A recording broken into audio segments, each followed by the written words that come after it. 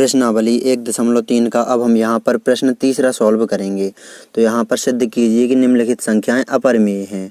पहला, दूसरा और तीसरा ये तीनों हम सॉल्व करेंगे इसी वीडियो में। वीडियो लंबा हो सकता है लेकिन समझ में आपको बिल्कुल अच्छी तरह से आएगा। तो यहाँ पर पहला ही सॉल्व करेंगे। तो यहाँ पर पहला सॉल्व करेंगे 1/√2, ये अपरिमेय संख्या है, सिद्ध कीजिए। तो हम इसके विपरीत मान लेते हैं, माना 1/√2 एक परिमेय संख्या है।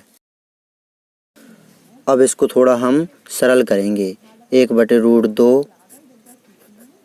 इसमें हम ऊपर नीचे √2 का गुणा कर देंगे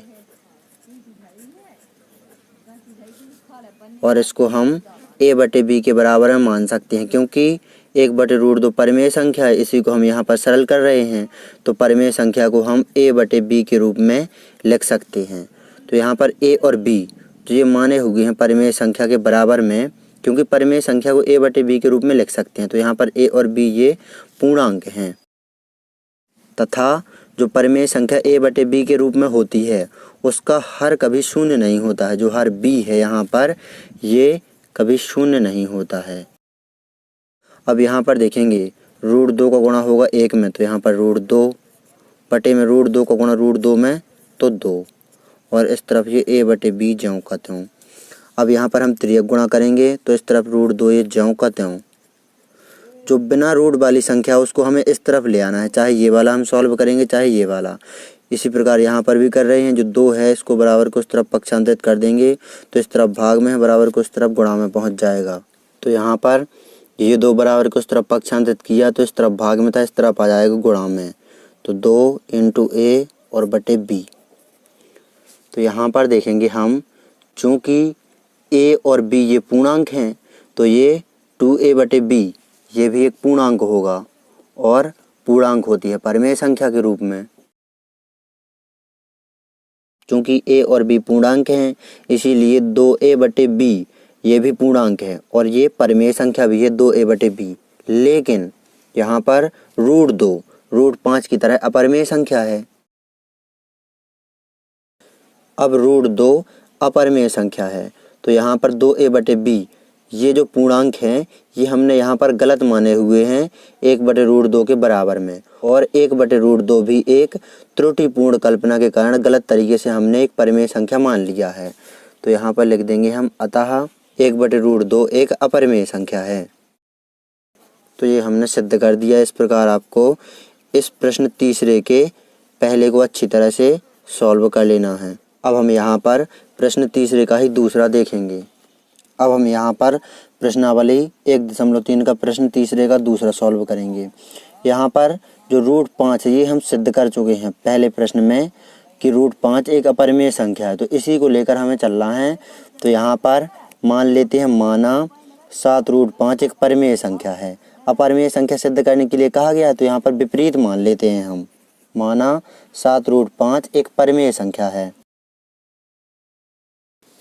अब यहाँ पर 7√5 एक परिमेय संख्या है तो परिमेय संख्या को हम a/b के रूप में लिख सकते हैं,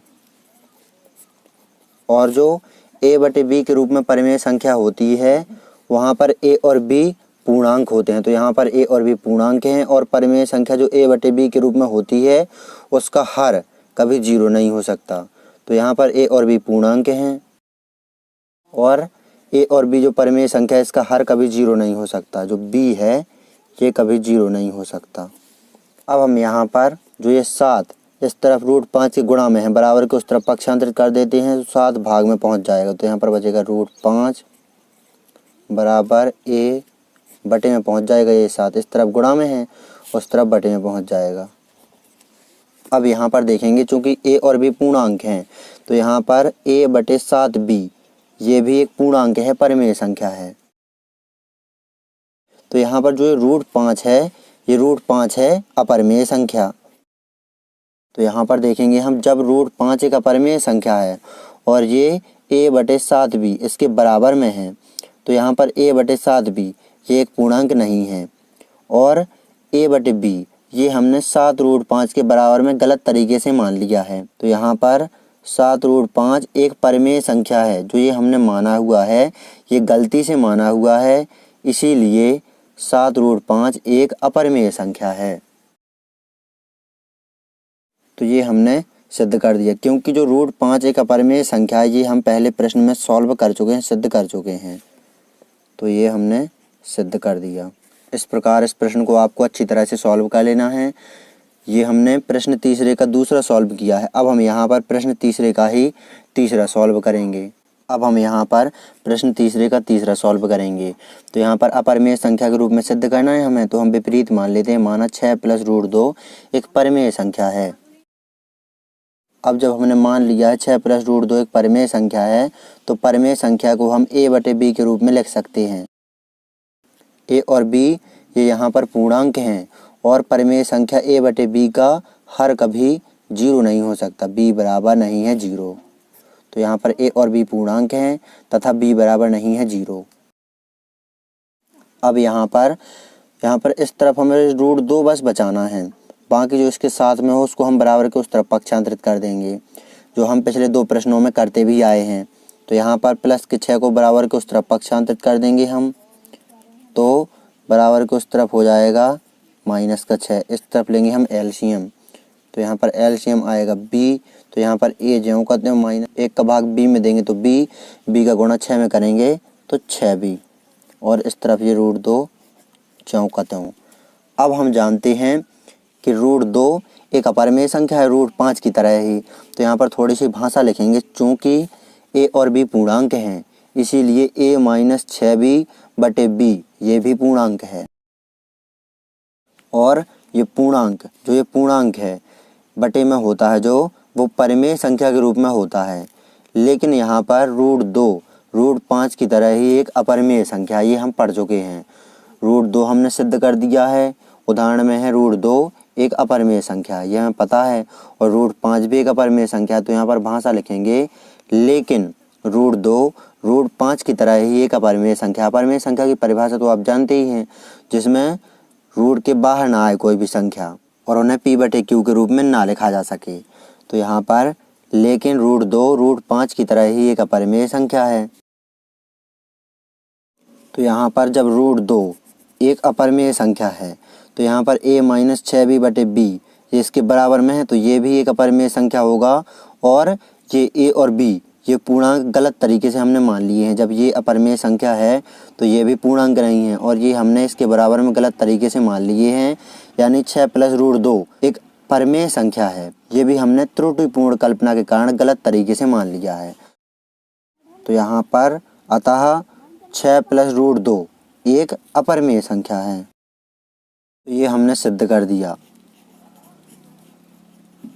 इस प्रकार आपको इस प्रश्न तीसरे को अच्छी तरह से सॉल्व कर लेना है। परीक्षा की दृष्टि से बहुत अधिक महत्वपूर्ण प्रश्न हैं। जो ये तीनों प्रश्न हैं ये अलग अलग आपसे परीक्षा में पूछे जा सकते हैं। सिर्फ 1/√2 को सिद्ध करने के लिए कहा जा सकता है कि ये अपरिमेय संख्या सिद्ध कीजिए। इसे भी कहा जा सकता है अलग तरीके से, और इसे भी अलग प्रश्न में पूछा जा सकता है कि सिद्ध कीजिए 6 + √2 एक अपरिमेय संख्या है। तो आपको सिद्ध कर देना है जिस प्रकार मैंने बताया हुआ है कि √2, √5 जिसके भी साथ में जो संख्या हो, गुणा में हो या जोड़ में हो या घटाना में हो, उसको हमें बराबर को उस तरफ पक्षांतरित कर देना है। फिर यहाँ पर जो a और b पूर्णांक माने हुए हैं, तो वो नीचे जो आएगा जो रूट के बराबर में इस तरफ आएगा, √2 हो या √5, तो वो भी एक पूर्णांक होगा। लेकिन जो रूट में संख्या है, √2 हो गया, √5 हो गया, √3 हो गया, √7 हो गया, ये होती हैं अपरिमेय संख्याएं। तो अपरिमेय संख्या के बराबर में जो भी संख्या होगी वो पूर्णांक नहीं होगी, वो भी एक अपरिमेय संख्या होगी। और a/b जो हमने माने हुए ये भी एक अपरिमेय संख्या होगी, यानी ये हमने गलत तरीके से मान लिए हैं, इसके बराबर में त्रुटिपूर्ण कल्पना के कारण हमने मान लिए हैं। तो यहाँ पर गलती से माने हैं, जो परिमेय संख्या मानी हमने इसे, तो ये हमें पता लग गया ये हमने गलती से मानी है, इसीलिए ये एक अपरिमेय संख्या है। तो नोट कर लीजिए आप इस प्रश्न को अच्छी तरह से। यदि आप प्रश्नावली 1.1, 1.2, 1.3 और 1.4 के सभी प्रश्न क्रमशः देखना चाहते हैं तो डिस्क्रिप्शन जरूर चेक करें।